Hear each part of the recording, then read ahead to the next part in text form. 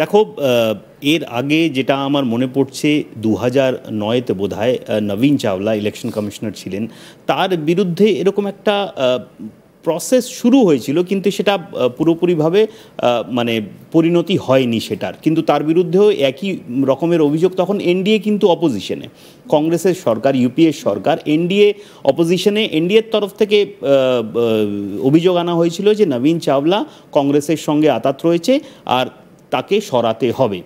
তারা সুপ্রিম কোর্টেও গিয়েছিলেন, কিন্তু আলটিমেটলি কিছু হয়নি। তো কিন্তু ইমপিচ হয়ে যাওয়া বা ইমপিচ করে দেওয়া এরকম কোনো দিনও পশ্চিমবঙ্গে, ভারতবর্ষে এরকম কোনো দিনও হয়নি যে কোনো চিফ ইলেকশন কমিশনারকে এভাবে ইমপিচ করা হয়েছে।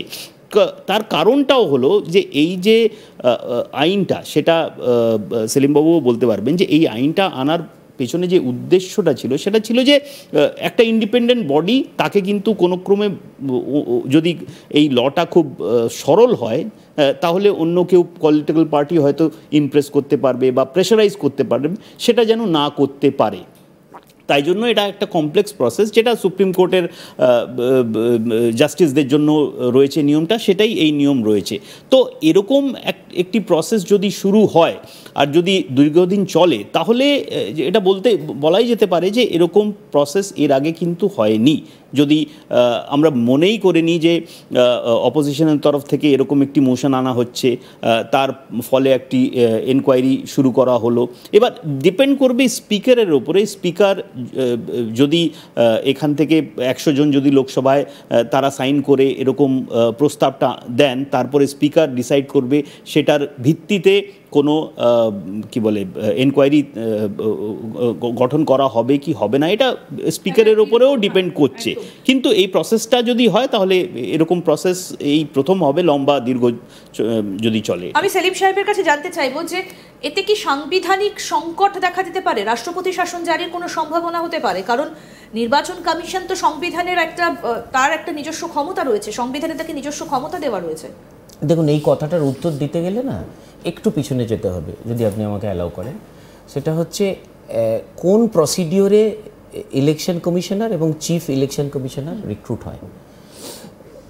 91 সালের যে আইনটি ছিল, সেখানে বলা ছিল যে 3 জনের কমিটি ভারতবর্ষের নির্বাচন কীভাবে হবে সেই যেটা যে ঠিক করবে, সেই নির্বাচন কমিশনার প্রচণ্ড নিউট্রাল হতে হবে এই এজেন্সিটাকে, এ ব্যাপারে কোনো সন্দেহ নেই। তার জন্য সুপ্রিম কোর্টের জাজমেন্ট, বিভিন্ন ল কমিশনের রিপোর্ট এবং বিভিন্ন রিসার্চ, এবং পৃথিবীর সমস্ত দেশেরই যদি ইলেকশন কমিশনের ফরমেশন দেখেন, ইনক্লুডিং ইংল্যান্ড, সাউথ আফ্রিকা, সেখানে কে কে থাকবে কমিটিতে?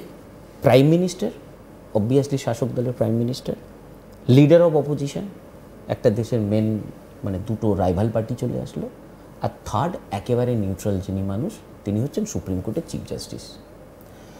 2023-এ এই অনুপ বারানওয়াল জাজমেন্টে জাস্টিস KM জোসেফ, 5 জাজেস বেঞ্চ ছিল, তারা বলল যে এই প্রশাসনিক এই ইনস্টিটিউশনটাকে আরও যাতে নিউট্রালাইজ করা যায়, তার জন্য একখানা স্ট্রিমলাইন দরকার এবং তার জন্য আইন দরকার। এতদিন যেগুলো হতো, ওই গোস্বামী কমিশন, বিভিন্ন ল কমিশন এবং সুপ্রিম কোর্টের বিভিন্ন টাইম টু টাইম জাজমেন্ট, এইগুলোর ওপরে বেশ করি। আর এটাও বললো ওই জাজমেন্টে, স্পেসিফিক্যালি বলল, যতদিন না একটা ঠিকঠাক আইন পাস হচ্ছে ততদিন ভারতের চিফ জাস্টিস, প্রাইম মিনিস্টার এবং LOP এরাই ঠিক করবে। এবং আইন যেটা পাস হবে সেই আইনটার মেন মোটো এবং ইন্টেনশন থাকবে যাতে চিফ ইলেকশন কমিশনার একদম নিউট্রাল হয়। মানে এতদিন যে নিউট্রালিজমটা ছিল, the target and scheme of the judgement, supreme কোর্টের বক্তব্য ছিল যে ওটাকে আরও নিউট্রালাইজ করা, আরও নিউট্রাল যাতে হয়, কোনোভাবে সেখানে কম্প্রোমাইজ করা নয়। 23-এ আইন পাস করলেন এখনকার বর্তমান সরকার, করে যে অ্যাক্ট তৈরি করলেন, তাতে বললেন প্রাইম মিনিস্টার থাকবে ওই কমিটিতে, চিফ ইলেকশন কমিশনকে যিনি রিক্রুট করবেন, আর প্রাইম মিনিস্টারের মনোনীত যে কোনো একজন ক্যাবিনেট মিনিস্টার থাকবে। বারবার করে বিরোধীরা অভিযোগ করে যে ইসি চলে, সরকারে যে দল থাকে তার অঙ্গুলি হেলনে। দেখুন, বিরোধীরা কমিটিতে প্রধানমন্ত্রী থাকেন, তিনিও তো কোনো একটা রাজনৈতিক দল থেকে আসেন। আমরা সবাই জানি 3 জনের যদি কমিটি হয়, মেজরিটি 2 জন মেম্বারের ভোটে হ্যাঁ পাস হবে। হ্যাঁ তাহলে 3 জন মেম্বার যদি আমার দলের হয় আর একজন যদি অন্য দলের হয়, তাহলে তো সিদ্ধান্তটা অন্য দলের উপরে নির্ভর করলো না। এবং শুধু তাই নয়, এই আইনটাতে এটাও বললো অন্য দলের মেম্বার যদি প্রেজেন্ট না থাকে, মানে সেই দুজন ইলেকশন কমিশন ঠিক করে নেবে। ইলেকশন কমিশনারের বাকি যে চরিত্র বা তার যে কোয়ালিফিকেশন বা তার যে ক্যারেক্টার, এগুলো আমি পরে বলছি। এগুলো ধরুন তাকে, কিন্তু সাংবিধানিক সংকট দেখা দিতে পারে কিনা আমি এই প্রশ্নটার উত্তরটা আরেকটু জানবো। তার আগে আপনাদেরকে শোনাই, রাহুল গান্ধী তিনি কিন্তু একাধিক অভিযোগ করেছেন এবং তিনি রীতিমতো একটা ফরেন্সিক রিপোর্ট সাংবাদিক বৈঠকে তুলে ধরেছেন এবং সেখানে তিনি দেখিয়ে দিয়েছেন যে একাধিক প্রশ্ন করেছেন যে কি করে এক অ্যাড্রেসে এতজন ভোটার থাকে, এরকম একজন বিভিন্ন জায়গায় ভোটার কার্ড বানিয়েছেন, ছবি নিয়ে গন্ডগোল ইত্যাদি ইত্যাদি একটা অভিযোগ করছেন রাহুল গান্ধী। কি বলছেন শোনাবো। आप एक बात समझ लो, मोदी जी की सरकार है वो सब ठीक है। तेजस्वी जी ने कहा आपने बीजेपी की मेंबरशिप दे रखी है, आप बीजेपी के लिए काम कर रहे हो, मगर एक बात समझ लो, एक दिन ऐसा आएगा जब यहाँ पे बिहार में और दिल्ली में इंडिया गठबंधन की सरकार होगी, फिर हम आप तीनों को देखेंगे, कार्रवाई आपके खिलाफ करेंगे।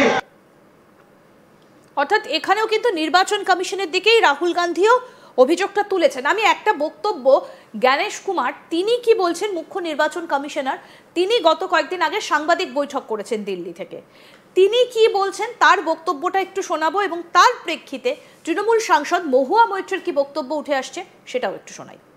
जहां तक कि मशीन रीडेबल मतदाता सूची का सवाल है, माननीय सुप्रीम कोर्ट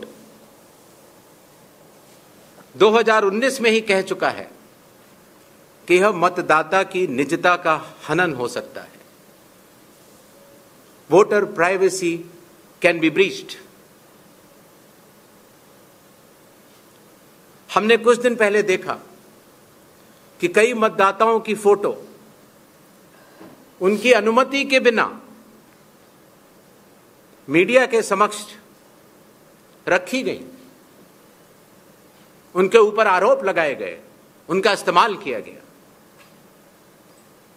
क्या अपनी माताओं, बहुओं, बेटियों सहित किसी भी मतदाता की सीसीटीवी वीडियो चुनाव आयोग को साझा करनी चाहिए क्या? Today you are doing it because the Supreme Court has asked you to do it. Even then you are lying. I use this unparliamentary word lying because that is actually the truth. You come out and you say that there is a Supreme Court judgment which says it cannot be machine readable. Can I tell you that the 2018 Justice